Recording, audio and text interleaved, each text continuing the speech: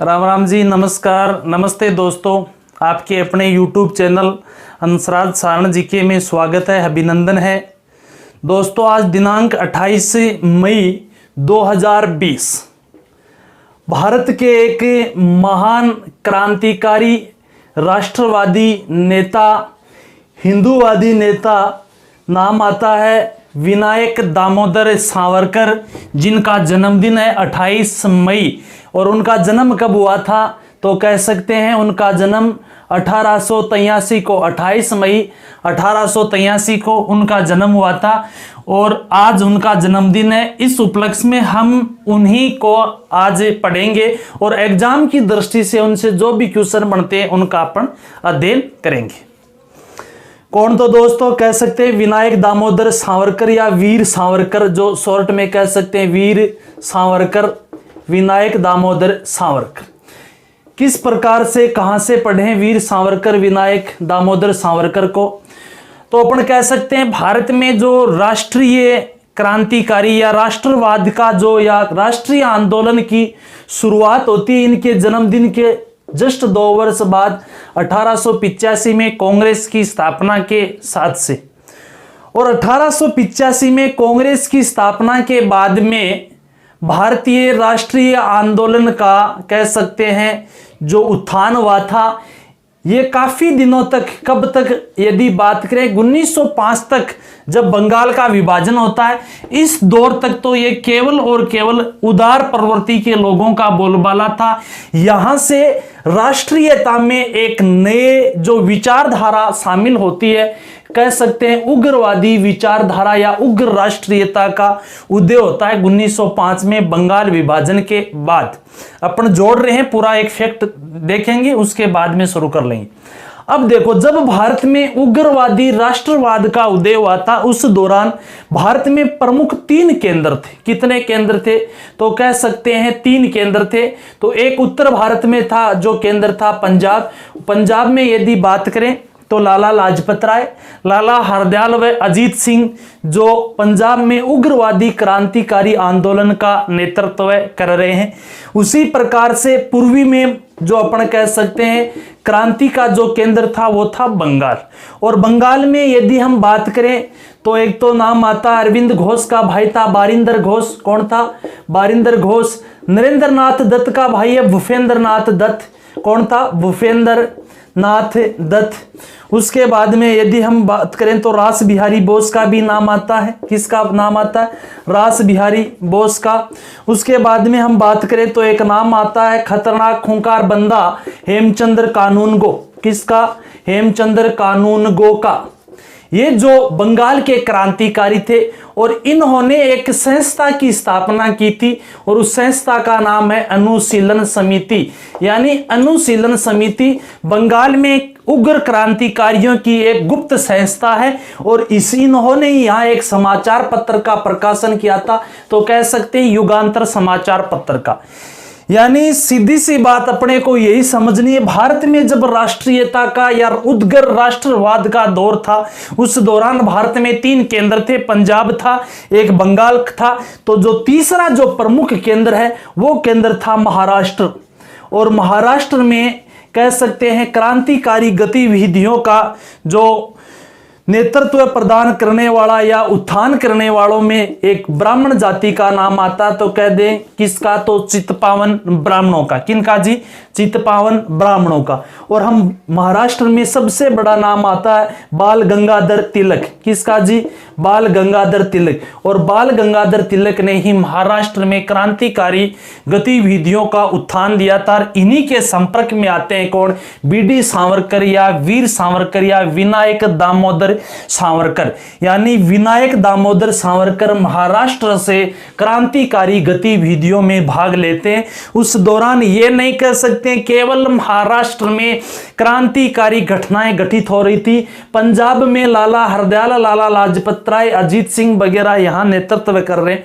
बंगाल में बारिंदर घोष, भूपेंद्र नाथ दत्त, रास बिहारी बोस, हेमचंद्र कानूनगो जैसे यहां नेतृत्व कर रहे हैं। याद रखना दोस्तों, यहां बंगाल में जो अनुशीलन समिति है, तो अपन महाराष्ट्र में जो एक समिति पढ़ेंगे, गुप्त जो संस्था की स्थापना होगी वो होगी अभिनव भारत, कौन सी जी, अभिनव भारत संस्था महाराष्ट्र में क्रांतिकारियों का एक जो गुप्त संस्था है। ये थे अपने वीर सावरकर। तो कह सकते हैं कहां से नेतृत्व कर रहे, तो अपन याद रख सकते हैं महाराष्ट्र से। किसके संपर्क में आए, तो हम कह सकते हैं बाल गंगाधर तिलक के संपर्क में आने से, यानी भैया क्रांतिकारी के संपर्क में आने से तो क्रांतिकारी ही बनेगा। लो जी, यानी विनायक दामोदर सावरकर, विनायक दामोदर सावरकर, विनायक दामोदर सावरकर की यदि बात करें तो जन्म की बात करें तो अपन कर चुके हैं, दोबारा लिख सकते हैं। 28 मई 1883 को जन्म होता इनका नासिक में, नासिक महाराष्ट्र में, ठीक है जी। पिता का जो इनका नाम था दामोदर पंत सावरकर, पिता का नाम था दामोदर पंत सावरकर, माता का नाम बताया जाता है राधाबाई। क्या नाम जी, राधाबाई। विनायक दामोदर सावरकर पुणे के फर्ग्यूसन कॉलेज में अध्ययन करते हैं, कौन से में, फर्ग्यूसन कॉलेज में अध्ययनरत थे, और यहीं से ये संपर्क में आ जाते हैं, अपन कह सकते हैं तो किसके, तो कह देंगे जी बाल गंगाधर तिलक के संपर्क, बाल गंगाधर तिलक के संपर्क में आते हैं। बाल गंगाधर तिलक इस दौरान दो प्रमुख उत्सवों का आयोजन करता था, याद रख सकते हैं। बाल गंगाधर तिलक ने 1893 में एक उत्सव शुरुआत की थी, तो कह सकते हैं गणपति उत्सव, और एक 1896 में जो शिवाजी उत्सव शुरू किया था, और इन्हीं उत्सवों के संपर्क में आने से क्रांतिकारी गतिविधियों का प्रचार प्रसार होता है। फर्ग्यूसन कॉलेज में क्रांतिकारी गतिविधियों का प्रचार प्रसार करने का वाला कार्य कौन कर रहा है, विनायक दामोदर। और यहीं से इन्होंने अंग्रेजी शासन का, इनका उद्देश्य क्या था, अंग्रेजी सत्ता से भारत को मुक्त करवाना व अंग्रेजी सत्ता को उखाड़ कर फेंकना। यदि ये सबसे बड़ी बात करें तो अंग्रेजों के प्रबल विरोधी थे, अंग्रेजों के विरोधी होते हैं। इसका अंदाजा अपन इस तरह से लगा सकते हैं कि 1901 में जो महारानी विक्टोरिया थी, कौन थी जी, महारानी विक्टोरिया, और महारानी विक्टोरिया की मृत्यु पर जब शोक सभा का आयोजन किया गया था, महारानी विक्टोरिया की मृत्यु पर शोक सभा का आयोजन किया जाता है। इस शोक सभा का आयोजन कहां किया जा रहा था, तो कह सकते हैं नासिक में। जन्म बंदे का कहां हुआ है, तो कह सकते हैं नासिक में। और नासिक में अगर भंगूर क्षेत्र, बागुर क्षेत्र पड़ता वहां पर, और इसने विक्टोरिया की जो कह सकते हैं जो शोक सभा थी उसका विरोध किया था। उसके बाद में जो इंग्लैंड के महाराजा एडवर्ड सप्तम के राज्याभिषेक का उत्सव मनाया जा रहा था, एडवर्ड सप्तम के किस राज्याभिषेक का क्या मनाया जा रहा है, उत्सव, और इस राज्याभिषेक के उत्सव को विनायक दामोदर सावरकर ने या बीडी सावरकर ने कह सकते हैं कि दासता का उत्सव की संज्ञा दी थी। हम एक राज्य का राजा का राज्याभिषेक नहीं, हम हमारी दासता का क्या मना रहे हैं, उत्सव मना रहे। विनायक दामोदर सावरकर शिवाजी से प्रभावित होते हैं। शिवाजी के दोनों जो उत्सवों को प्रबल तरीके से क्रियाशील बनाने के लिए इन्होंने 1899 में इसी फर्ग्यूसन कॉलेज के छात्रों को संगठित करके एक सभा की स्थापना की थी। किसकी, तो कह सकते हैं मित्र मेला सभा की स्थापना करते हैं कौन, बीडी सावरकर। परंतु मित्र मेला का विरोध होता है, इसी कारण इन्होंने इसका नाम परिवर्तन 1904 में करके इसी मित्र मेला को कह सकते हैं अभिनव भारत सभा में रख दिया, अभिनव भारत सभा कर दिया इसका नाम। और यह अभिनव भारत सभा एक गुप्त संस्था थी जिसका उद्देश्य था क्रांतिकारी गतिविधियों को अंजाम देना। वह अभिनव भारत सभा के जितने भी कार्य करता है ज्यादा से ज्यादा क्रांति के लिए हथियार जुटाया जाए, धन जुटाया जाए, ये इनका प्रमुख कार्य था। यदि इसकी बात करें, ये तो था प्रारंभिक, मित्र मेला हो गई, अभिनव भारत इनका जन्म हो गया, फर्ग्यूसन कॉलेज हो गया, जो महारानी विक्टोरिया थी इनका जो कह सकते हैं शोक सभा का विरोध, एडवर्ड सप्तम के जो राज्याभिषेक उत्सव को इन्होंने संज्ञा दी थी किसकी, तो हम कह सकते हैं दासता के उत्सव की। ठीक है, अब देखो यहां ज्यादा कंफ्यूज हो जाते हैं। यह है अभिनव सभा। अभिनव सभा कहां की है? महाराष्ट्र की है। तो कह सकते हैं अनुशीलन जो क्रांतिकारियों की समिति थी यह कहां की थी? तो अपन बता देंगे जी बंगाल की थी। ठीक है। अभिनव भारत सभा जो अपना कार्य कर रही है अंग्रेजों के विरुद्ध हथियार जुटाना, कैसे जुटाए? तो अभिनव भारत सभा का एक बंदा था, नाम आता है महादेव बापट। क्या नाम आता है? महादेव बापट।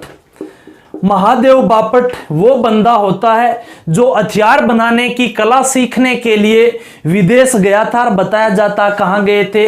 रूस। अब यहां दिमाग में आएगा कि अनुशीलन समिति है, अनुशीलन समिति बंगाल की, जिसने याद रहे दोस्तों हेमचंद्र कानूनगो को, किसको? हेमचंद्र कानूनगो को बम बनाने की कला सीखने के लिए पेरिस भेजा था। परंतु महादेव बापट को यहां कहां भेजा जाता है? अभिनव भारत सभा के द्वारा बम बनाने की सीखने के लिए। कहते हैं रूस की एक बुक थी बम मैनुअल, और बम मैनुअल इनके हाथ लगी थी, उनका हिंदी में अनुवाद किया था और भारत में बम बनाने की कला का प्रचार प्रसार हुआ था। अभिनव भारत सभा का कार्य करता है, यह हेमचंद्र अनुशीलन समिति का कार्य करता है।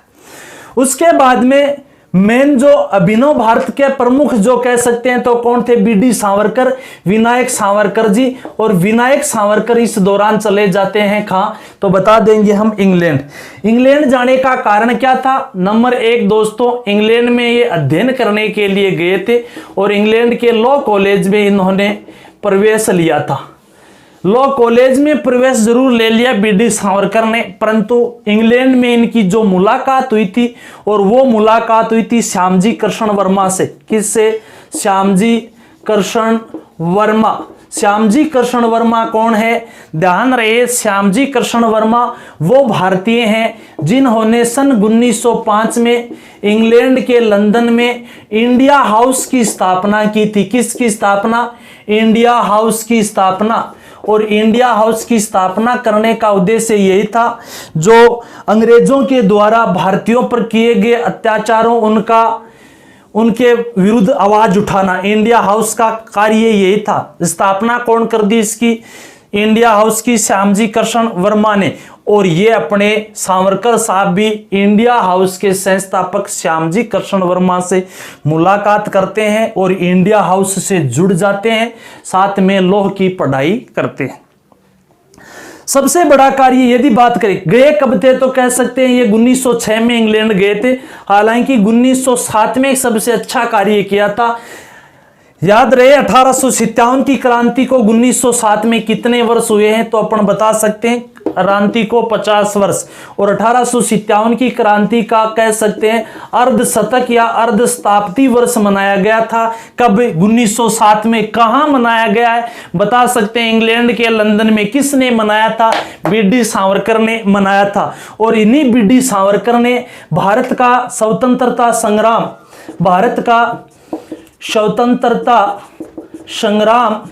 1857 नामक पुस्तक भी लिखी थी। किन्होंने? बीडी सावरकर ने। भारत का स्वतंत्रता संग्राम 1857 पुस्तक लिखने का कार्य कौन करते हैं? बीडी सावरकर। याद रहे यही बीडी सावरकर 1857 की क्रांति को प्रथम स्वतंत्रता संग्राम की भी संज्ञा देते हैं। हालांकि इनके अलावा मेजिनी की जीवनी भी इन्होंने लिखी थी। मेजिनी की जीवनी पर आधारित एक पुस्तक लिखी थी।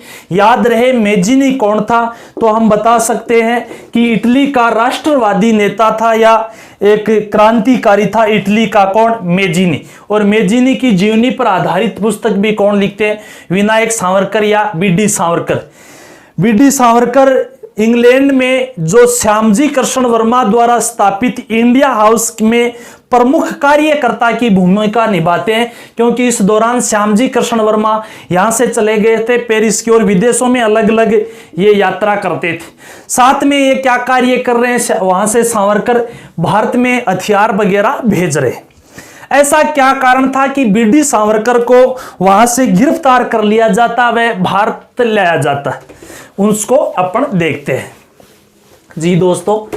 यदि हम बात करें कि महाराष्ट्र में विनायक दामोदर सावरकर द्वारा स्थापित अभिनव भारत सभा और अभिनव भारत सभा वर्तमान में कह सकते हैं कि 2 जगह कार्यरत है। तो एक जगह कार्यरत तो कहां पर है, तो बता देंगे भारत में कार्यरत है। कहां पर?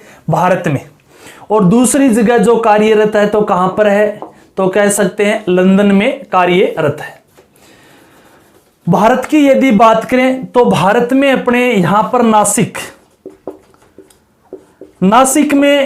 का कलेक्टर साहब थे जैक्सन। नासिक का कलेक्टर जी कौन कह सकते हैं जी? जैक्सन। और नासिक के कलेक्टर जैक्सन की यहां पर हत्या कर दी जाती है। और हत्या की किसने थी? अभिनव भारत सभा के कार्यकर्ता का नाम आता है हत्या करने में अनंत लक्ष्मण कनहरे। अनंत लक्ष्मण ने जैक्सन की हत्या कर दी थी, नासिक का जो कलेक्टर था। और इसे की जो हत्या की थी, जिस हथियार से की थी, उसका नाम था ब्राउनिंग पिस्टल। और दोस्तों ये जो ब्राउनिंग पिस्टल है ये लंदन की पिस्टल बताई जाती है। और ये कहते हैं कि बीडी सावरकर ने ये पिस्टल भारत भेजी थी। ब्राउनिंग पिस्टल से हत्या की है नासिक के कलेक्टर जैक्सन की। अनंत लक्ष्मण पर वह हथियार पार्सल करने वाला कौन? बीडी सावरकर। इन पे केस चलाया जाता है, कौन सा? तो याद रहे नासिक षड्यंत्र केस। एक कारण तो ये हो गया, चलो ये तो कोई इतना इंपॉर्टेंट नहीं है, हालांकि है इंपॉर्टेंट। दूसरों जो मेन कारण हो कि लंदन में, तो लंदन में कौन? अभिनव भारत सभा का कार्यकर्ता था, नाम आता उसका याद रहे अपने को मदनलाल ढींगरे। मदनलाल ढींगरे। और मदनलाल जो ढींगरे था लंदन में भारत के सचिव का सलाहकार था। यहां पर याद रहे कौन था भारत सचिव का सलाहकार? तो हम बता सकते हैं भारत सचिव का सलाहकार था कर्जन वाइली। कौन दोस्तों? कर्जन वाइली। तो अपन बता देंगे लंदन में अभिनव भारत सभा के कार्यकर्ता या इंडिया हाउस के कार्यकर्ता मदनलाल ढींगरा ने भारत सचिव सलाहकार कर्जन वाइली की क्या कर दी थी? हत्या। इस कारण 2 मेन कारण हो गए। और ये उस दौरान भारत का सचिव कौन था? तो हम बता सकते हैं भारत का सचिव था मार्ले। कौन था जी दोस्तों? मार्ले। ये हत्या होती है 1909 में। और ये इधर जो जैक्सन वाला हत्याकांड है वो 1910 का है। ठीक है। तो भारत सचिव सलाहकार कर्जन वाइली की हत्या इंग्लैंड में करने वाला मदनलाल ढींगरे है, जो कह सकते हैं अभिनव भारत सभा व श्यामजी कृष्ण वर्मा द्वारा स्थापित इंडिया हाउस का कार्यकर्ता था। इसी कारण यहां से गिरफ्तार कर लिया जाता है किसको? बीडी सावरकर को, या कह सकते हैं विनायक दामोदर सावरकर को। और गिरफ्तार किया जाता है और सावरकर के विरुद्ध जो मुकदमा चलाया गया था, तो कह सकते हैं हेग के न्यायालय में मुकदमा चलाया जाता है। भारत में, इंग्लैंड में नहीं, हेग के न्यायालय में मुकदमा चलाया गया था। गिरफ्तार किया जाता है। गिरफ्तार करके हम बता सकते हैं SS मौर्य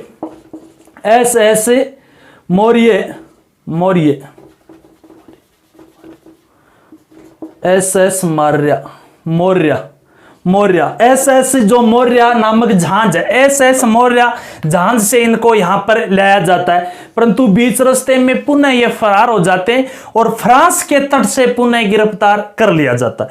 सीधी सी बात है, विनायक दामोदर सावरकर को हम बता देंगे कि अंडमान जो निकोबार था, अंडमान निकोबार के राजधानी याद रहे पोर्ट ब्लेयर। कौन सी थी दोस्तों?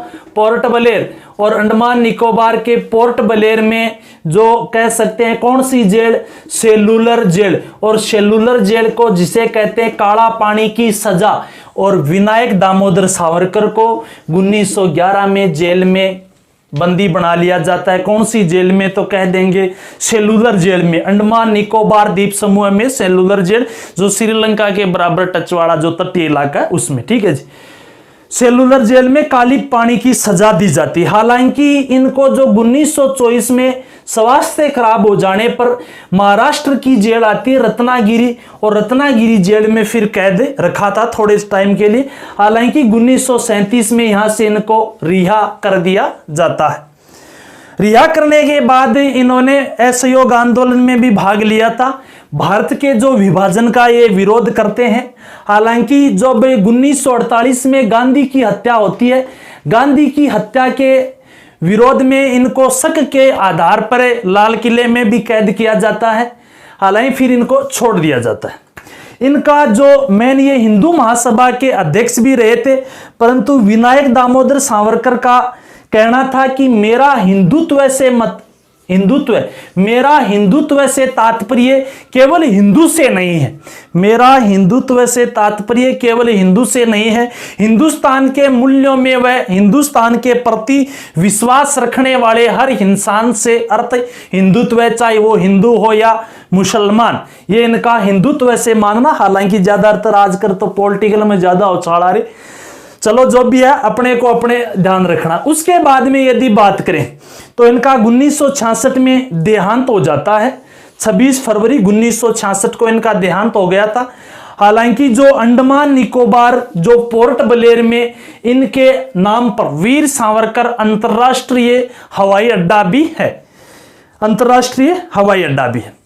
धन्यवाद दोस्तों, ये थे अपने विनायक सावरकर। याद क्या रखना, प्रारंभ में इनका जन्म नासिक में हुआ था, महाराष्ट्र में, ठीक है, बघूर नामक क्षेत्र में। मैन बाल गंगाधर तिलक के संपर्क में आए, मित्र मेला हो गया, अभिनव भारत हो गया, इंग्लैंड चले गए, इंग्लैंड में जाकर वहां से हथियार पार्सल करना, जो वहां का जो इंडिया हाउस था उससे जुड़ जाना। वहां पर गए किस लिए थे, कानून की पढ़ाई करने के लिए। वहां से गिरफ्तार करने के दो कारण थे। कारण नंबर एक बात कर सकते हैं, नासिक षड्यंत्र केस चलाया जाता, मुख्य कारण यही था।